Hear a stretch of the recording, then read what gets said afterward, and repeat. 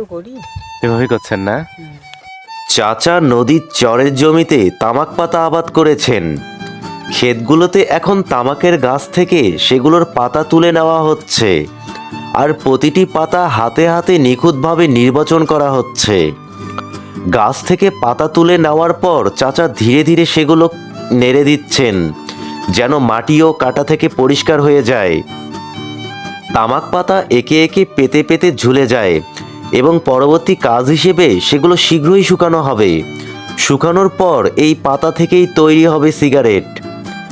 একদিকে নদী, অন্যদিকে তার নিজের জমি, আর মাঝখানে শীতের রুক্ষ বাতাস।